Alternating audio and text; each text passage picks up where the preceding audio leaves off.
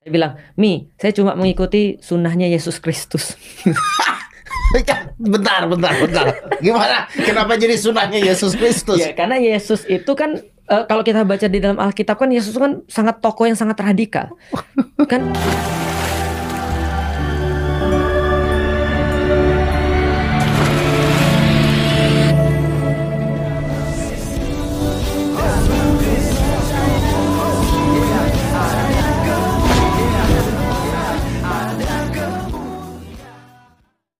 Salam Elechem Bisem Yeshua HaMashiach. Salam damai sejahtera dalam nama Tuhan Yesus Kristus untuk kita semua. Semoga sekalian pada video kali ini, seperti yang kalian dicuplikan, ini kita akan membahas mengenai Deddy Corbuzier yang menurut saya sangat blunder.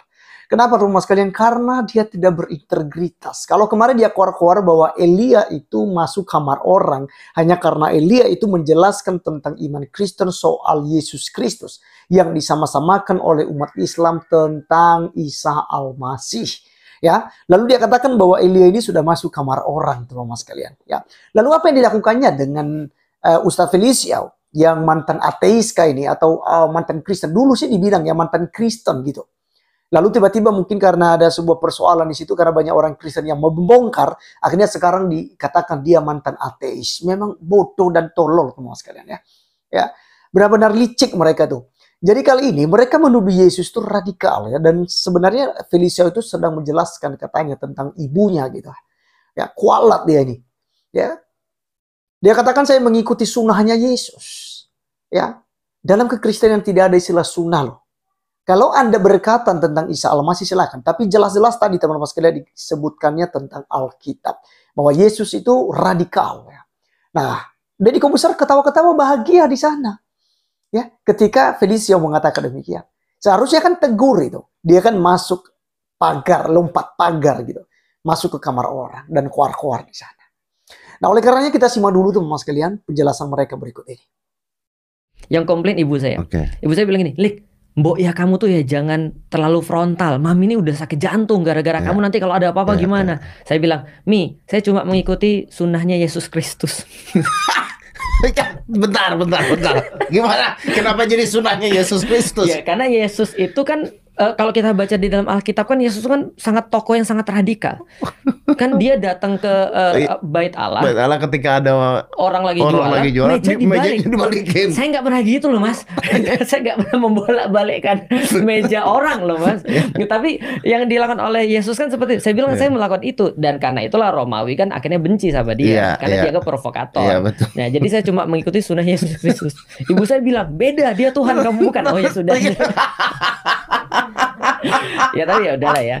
Terus kemudian bapak saya bilang, akhirnya dia menangis kan, dia bilang gini, kamu tuh Lik, ibumu kamu ajak debat. Enggak sih, cuma guyonan aja. Oke, teman-teman sekalian, itu yang kita sudah dengarkan bersama, dan teman-teman kalian lihat sendiri ya bagaimana Deddy Corbuzier itu bahagia ya, tertawa atas penghinaan yang dilakukan oleh Felicio terhadap Kristen dengan menuduh ya Yesus ini loh bukan sosok pribadi yang mungkin kalau Felicio menghina misalnya manusia ya, seperti orang Kristen bilang kami kafir dan lain sebagainya, seperti hujatan-hujatan kalian, mungkin bisa dimaklumi teman-teman sekalian. Tapi yang dihina oleh Felicio ini adalah Tuhannya orang Kristen. Yesus Kristus itu adalah Tuhannya orang Kristen. Itu terlepas Anda tidak mau terima itu atau Anda juga pun menganggap sebuah hal itu sebagai konyol bagi Anda, silakan gitu. Tapi tolonglah hargai, Anda toleransi. Kan lakum dinukum waliyadi ya. Ini kan kata Deddy Corbuzier di surah Al-Kafirun. Dia katakan orang Kristen tidak paham itu. Ya. Lalu hanya Deddy Corbuzier yang tahu, yang baru nongol dalam agama Islam. Dan sebenarnya udah banyak juga dari pihak Muslim yang berkomentar. Jangan-jangan Deddy Corbuzier ini tidak pernah sholat. Ya kan? Itu viral itu video-video seperti itu. Nah teman-teman sekalian, apa yang dilakukannya, apa yang disampaikannya, itu tidak konsisten dengan apa yang disampaikannya beberapa waktu yang lalu terhadap Elia. Di mana Elia menista agama dan menista bangsa katanya. Memang kasihan. Ya. Sebenarnya Deddy Corbuzier ini tidak tahu apa motifnya. Ya. Si Felicio juga tadi mengatakan bahwa Yesus itu radikal ya. Di Alkitab jelas dikatakannya bahwa di dalam Alkitab itu ada Yesus radikal. Emang sama seperti Nabi Anda? Emang sama seperti ajaran Islam? Emang sama seperti Nabi Anda yang, aduh, nanti kita dengarkan dari penjelasan bagaimana Islam itu disebarkan. Kekristenan justru diajarkan untuk mengasihi loh. Tetapi kenapa konteks ini Yesus marah? Bukan berarti karena Yesus radikal. Mari kita simak teman-teman sekalian. Firman Tuhan katakan begini, dalam Matius 21 ayat yang ke-12. Lalu Yesus masuk ke bait Allah dan mengusir semua orang yang berjual beli di halaman bait Allah. Ia membalikan meja-meja penukar uang dan bangku-bangku pedagang merpati. Dan berkata kepada mereka, ada tertulis, rumahku akan disebut rumah doa, tetapi kamu menjadikannya sarang penyamun. Jadi teman-teman sekalian jelas ya, apa yang disampaikan oleh Yesus di sini itu sangat-sangat jelas dan mudah dipahami bahwa Yesus marah karena apa? Karena rumah doa yang adalah bait Allah, rumah peribadatan. Justru orang-orang Yahudi pada waktu itu tidak menggunakan tempat itu, bait Allah itu, untuk beribadah kepada Tuhan. Justru mereka menggunakannya dengan berjualan di depan bait Allah. Jadi Yesus marah dengan itu karena sekaligus memberikan pengajaran bahwa tidak boleh mengotorin bait Allah. Jadi seharusnya bait Allah digunakan untuk beribadah, bukan untuk jual beli. Bahkan di kaki 5 bait Allah itu teman-teman sekalian ya, kalau kita lihat ya bagaimana narasi yang kemudian difilmkan oleh cendekiawan Kristen ya, orang-orang hebat. Di sana kita lihat bahwa meja-meja penukaran uang memang jelas ada di sana. Makanya Yesus marah kepada mereka. Ya. Dan di sini teman-teman sekalian tidak sama sekali menunjukkan bahwa Yesus radikal. Yesus menegur. Ya. Karena dia mengharapkan agar orang-orang Yahudi itu datang menyembah Allah. Justru di hari peribadatan mereka tidak mau cari Tuhan. Tapi sibuk untuk mencari keuntungan melalui perdagangan. Makanya dikatakan di sini, dia masuk dalam bait Allah dan mengusir semua orang yang berjual beli di halaman bait Allah. Karena pada waktu itu teman-teman sekalian, Yesus sebenarnya ya mengajar di bait Allah, tetapi orang-orang yang ada di sana justru menggunakan bait Allah itu untuk berjualan ya. Dan ini sudah melanggar tentang ketentuan penggunaan bait Allah. Itu sebabnya Yesus marah. Ya. Tetapi kemudian apakah kita melihat ya di tempat-tempat lain Yesus melakukan hal itu? Dia merampok misalnya gitu ya. Dia mengajak para muridnya lalu pergi merampok satu kampung ini, kampung itu, menjarahnya dan lain sebagainya. Kan tidak ada. Justru Yesus mengajarkan loh ya, tentang kasih. Kalau orang-orang mengajarkan bahwa kasihlah sesama manusia gitu ya. Jadi harus mengasihi sesama.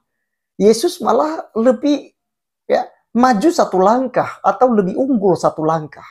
Dia katakan bahwa kasihilah musuhmu. Berdoalah bagi mereka yang menganiaya kamu. Ya. Jadi ini jelas teman-teman sekalian. Yesus mengajarkan kasih. Bukan hanya kasih kepada Allah, tapi juga kasih kepada sesama. Nah, orang-orang yang ada di bait Allah pada waktu itu dua-duanya mereka langgar. Mereka tidak mengasihi Allah. Buktinya mereka tidak mementingkan ibadah. Malah mereka sibuk dengan jualan di pasar, menjadikan pasar bait Allah, di halaman bait Allah itu. Dan juga konteksnya pada waktu itu, orang-orang besar di sana sedang ya meraih keuntungan besar-besar, orang-orang Farisi di sana. Ya, dengan memonopoli pasar pada waktu itu. Itu sebabnya setelah Yesus marah demikian, orang Farisi berusaha untuk membunuhnya, teman-teman sekalian. Ini kalau kita membaca selanjutnya, teman-teman ya.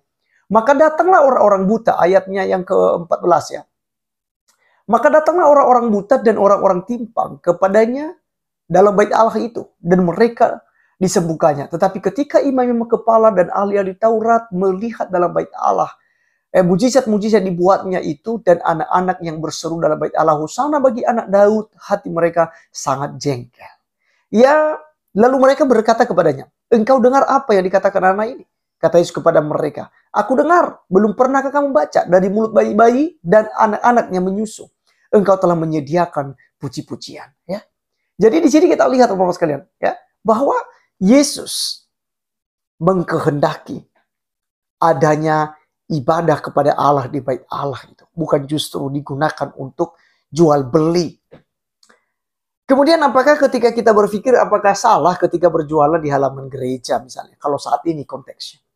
Sebenarnya tidak salah teman sekalian, selagi Anda bisa memposisikan itu. Ya bagaimana lagi kan kalau pada saat pas itu juga di tempat pasar gitu, lalu di belakang agak jauh sedikit mungkin ada gereja di situ, sekitar situ. Ya pada dasarnya tidak ada masalah. Yang menjadi masalah adalah pada hari peribadatan, lalu orang tidak beribadah ke gereja, orang tidak mau datang ke sana, sibuk untuk berjualan. Nah ini yang kemudian menjadi salah. Kenapa? Karena kita lebih mementingkan hal itu daripada mementingkan ibadah kepada Allah.